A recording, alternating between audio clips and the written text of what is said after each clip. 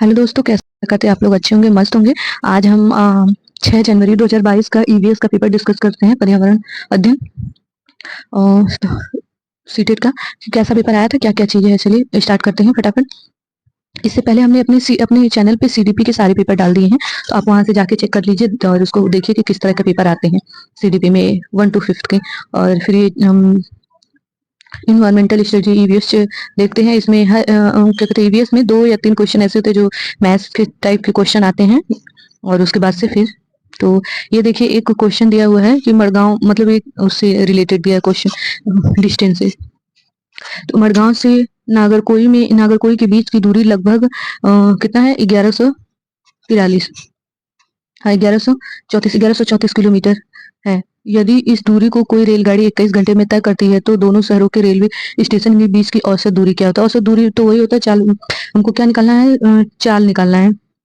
औसत चाल मीटर में, तो चाल बराबर क्या होता है? दूरी बटा समय। तो दूरी बटा समय आप रखेंगे तो आपका इतना इसको रखेंगे, ये दूरी हो गई और ये इतना समय हो गया 21 घंटे।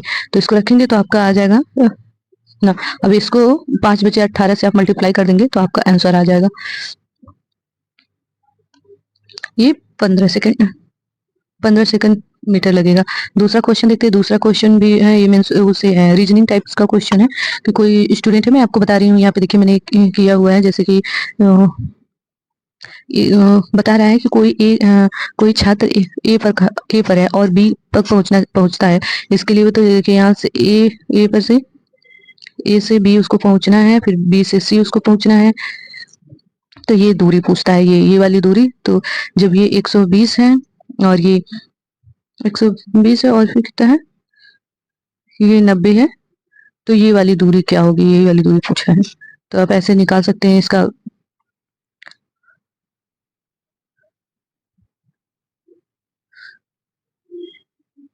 इसका 150 होगा, 150। आप इसका क्यूब रख लेंगे, इसका स्क्वायर रख लेंगे, इसका स्क्वायर रख लेंगे, फिर दोनों को जोड़ लेंगे, जो आएगा वो किस चीज का स्क्वायर है, तो वो 150 का स्क्वायर है। तो ऐसे करके कर सकते हैं। ये देखिए यहाँ पे दिया हुआ है।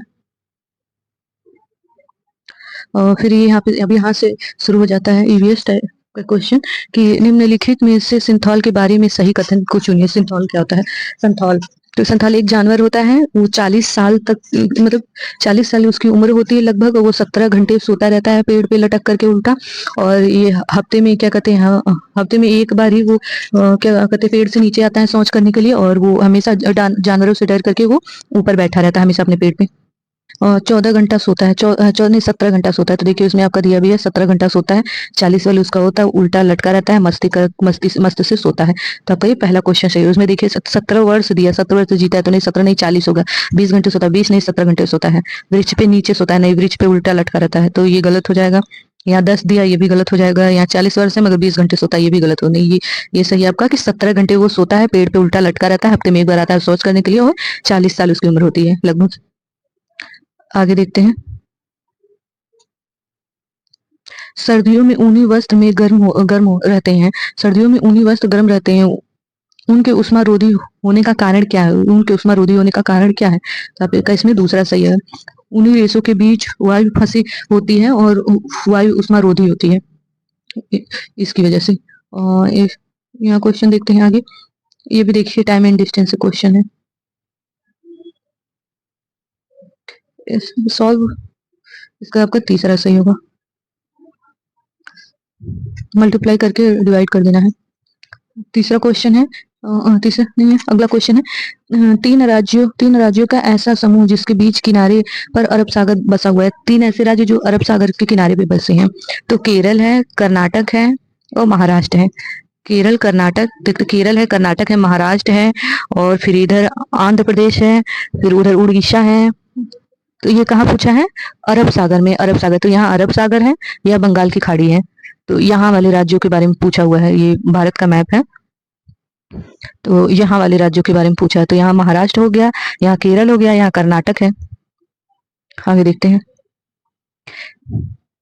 एक ऐसा नाच है जिसमें जमीन पर बांस की डंडी लेकर दो दो लोग की जोड़ी आमने सामने बैठती है और ढोल की ताल पर डंडियों को जमीन पर पीटते हैं तथा ताल के अनुसार डंडी के बीच लोग एक कतार में खड़े होकर कूदते हैं और नाचते हैं। इस नाच का नाम क्या है? उस राज्य का नाम। इन लोगों के बारे में बतलाना है कि उसे क्या कहते हैं, तो उसे चोरा चिराओ कहते हैं। चिराओ ये मिजोरम में होता है, मिजोरम का ये वहाँ का नृत्य है। आगे देखते हैं क्वेश्चन। संसार की 5वीं और भारत की पहली ऐसी महिला जिन्होंने माउंट एवरेस्ट पर चढ़ी, तो ये है बछंती पाल होंगी। बछंती पाल होंगी चढ़ी थी, ये 31 मई 1984 में ये चढ़ी थी, सागर माथा पे चढ़ाई करी थी। आगे देखते हैं। प्रसिद्ध भारतीय त्योहार होली और दिवाली के बीच में नीचे दिए गए कथनों पर विचार करिए। तो उसने पूछा है कि होली और दिवाली, तो देखिए दिवाली हमेशा अमावस को मनाई जाती है ताकि मतलब दिए का बहुत अच्छे से उजाला हो दिखे, और होली हमेशा पूर्णिमा को मनाई जाती है। तो ये चीजें ध्यान रखिएगा, दिवाली हमेशा अमावस्या को और होली हमेशा पूर्णिमा को। आगे क्वेश्चन देखते हैं। रेगिस्तान ओका के विषय में निम्नलिखित में से कौन? तो ये रेगिस्तान ओका जो है, ये एक विशाल वृक्ष होता है जिसमें ढेर सारी पत्ती होती है, फल नहीं लगते हैं, उसकी जड़ों में पानी होती है, उसकी जड़ें बहुत गहरी होती है, ये सारी चीजें की उसकी विशेषता है। तो इसमें देखिए दिया है कि यह वृक्ष लगभग किसी सामान्य कक्षा के कमरे की दीवार की ऊंचाई तक होती है। हाँ सही है कि इसकी ऊंचाई नॉर्मल होती है, बहुत ऊंचा नहीं होता है। मशरूम के आकार का होता है मगर बहुत घना होता है ये पेड़, ऐसे बहुत इसमें बहुत ढेर सारी पत्ती होती है। और इस वृक्ष में तने में जल एकत्रित होता है, तो स्थानीय लोगों के लिए काम करता है जल का, और इसकी जड़ें 3 गुना नीचे होती है, जितनी इसकी ऊंचाई होती है उससे 3 गुना ये नीचे होती है इसकी जड़ें। तो आपका इसमें ये ए सी और डी सही है। आगे देखते हैं। हमारे देश में ऐसे गांव हैं जहां के ग्रामवासी अत्यधिक वर्षा होने के कारण अपने घरों को बांस के खंभे पर जमीन से 10 से 12 फीट 3 से 4 मीटर ऊंचाई पर बनाते हैं। ये घर कहाँ है? तो ये घर असम में। असम में बहुत ज्यादा सुनने में आता भी आप लोगों को कि बाढ़ बहुत ज्यादा आती है, तो ये असम में बांस के घर बनाए जाते हैं। कितने फीट पूछे तो 10 से 12 फीट, और ऊंचाई पूछे मीटर पूछे तो 3 से 3.5 3 से 4 मीटर के बीच में।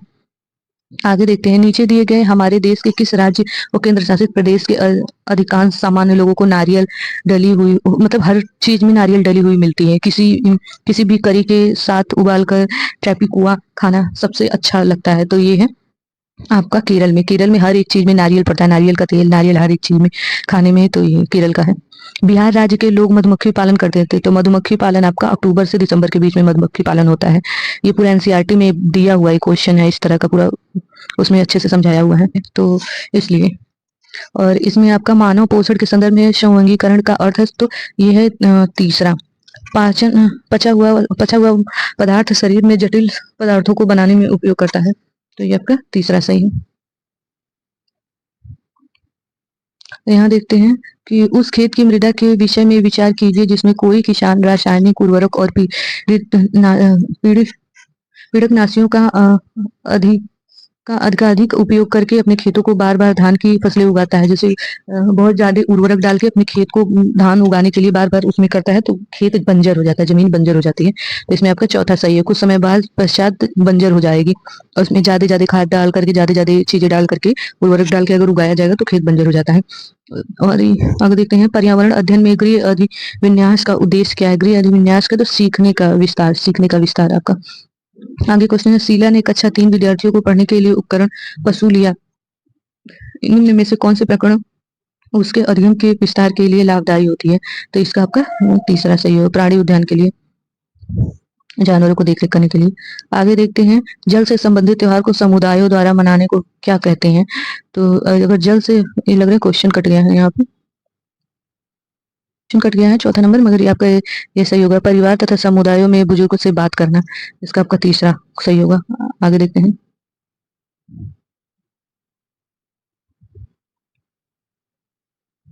कक्षा 1 और कक्षा 2 में पर्यावरण अध्ययन की कोई पुस्तकें क्यों नहीं है? कक्षा 1 और कक्षा 2 में अध्ययन की पुस्तकें, तो आप भी देखेंगे कि कक्षा 1 और कक्षा 2 में नहीं है पर्यावरण, तो 3 से शुरू होती है, तो पर्यावरण ये आपका तीसरा सही होगा। पर्यावरण अध्ययन से संबंधित संकल्प और कौशल भाषा तथा गणित के द्वारा सिखाए जाते हैं, तो ये चीजें बस में तीसरा सही होगा। निम्न में से सामाजिक सांस्कृतिक वातावरण का उदाहरण है। सामाजिक सांस्कृतिक तो समुदाय होगा आपका। आगे देखते हैं।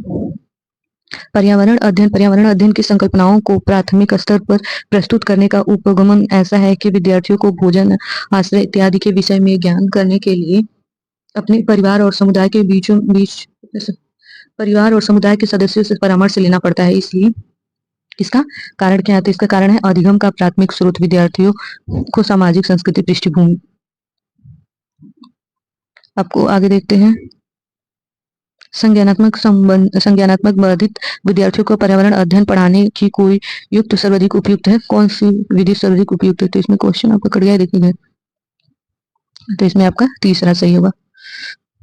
कार्यों को भाग में बांटें और पृथक रूप से भागों को पूरा करें, छोटे छोटे पार्ट में एक काम को पूरा करें।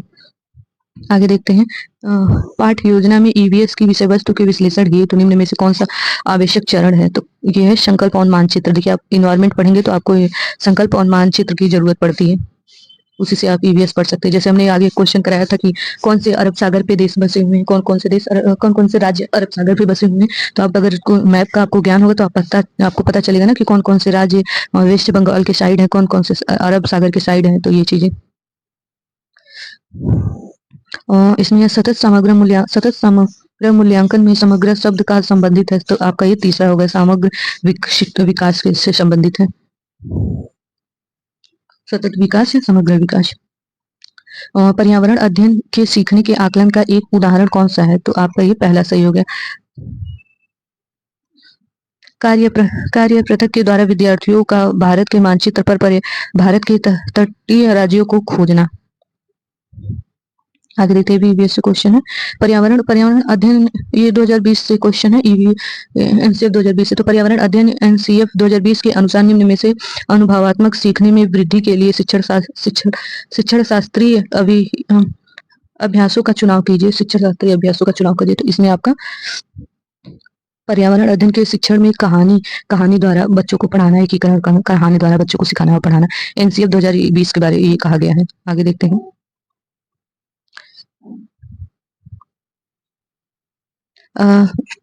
एक प्राणी उद्यान में जाने का पर्यावरण अध्ययन की शिक्षिका ने अपने विद्यार्थियों से प्राणी उद्यान के जानवरों की खाने की आदतों एवं उनके देश बाहरी लक्षणों जैसे आकार, रंग, बाल इत्यादि की खोजने के लिए कहा। इस क्रियाकलाप के द्वारा किन प्रक्रियाओं और कौशलों के विकसित हो रहा है, मतलब ये कार्य करने के लिए बच्चों में किस तरह के विकास होंगे, किस तरह के लर्निंग वो सीख पाएंगे। तो अवलोकन कर पाएंगे, प्रश्न करना, संवेदनशील और संवाद करना। एक दूसरे से बच्चा पूछेगा, सीखेगा, और क्रिया करके सीखेगा तो जल्दी सीखेगा, अवलोकन कर पाएगा। प्राथमिक स्तर पर पर्यावरण अध्ययन का थीम क्या है? तो प्राथमिक स्तर पर 6 थीम है आपकी, और जिसमें से है जल हुआ, यात्रा हुआ, भोजन हुआ, आश्रय हुआ, और चीजें जो स्वयं बनाते हो, खाने की कोई चीजें, ये सारी चीजें हुई, मित्र और परिवार हुई। तो ये 1 हो गया, 2 हो गया, 3 हो गया, 4 हो गया, 5 हो गया, और ये 6 हो गया। आगे देखते हैं, पर्यावरण अध्ययन के आकलन में एक शिक्षक कौन से उच्च स्तरीय चिंतन वाले प्रश्न का चुनाव कर सकते हैं? तो इसमें आपका दूसरा सही होगा। क्या होगा यदि पृथ्वी पर पेट्रोल और डीजल ना हो? लास्ट क्वेश्चन देखते हैं, विद्यार्थियों के समूह में, प्रत्येक समूह में वन्य जीवों के संरक्षण के लिए लघु नाटिका प्रस्तुत की जाती है। उसके पर्यावरण अध्ययन की अवधारणाओं को समझ और सृजनात्मक अभिव्यक्ति का सर्वाधिक उपयुक्त आकलन किया जा सकता है। तो इसमें आपका दूसरा सही होगा। पर्यावरण अध्ययन संप्रयोगों की प्रस्तुति एवं समझ के आकलन के लिए रूबिक करना, आकलन के लिए। तो ये आपका क्वेश्चन है। बाकी इससे पहले भी जितने भी पेपर हो गए हैं सीडीपी के, वो हमने सारे करा दिए हैं, और आप लोगों को अगर पीडीएफ चाहिएगा तो आप लोग मैसेज कर दीजिएगा, हम पीडीएफ सेंड कर देंगे। बाकी आप मेरे चैनल को लाइक शेयर सब्सक्राइब जरूर करिए। Thank you for watching.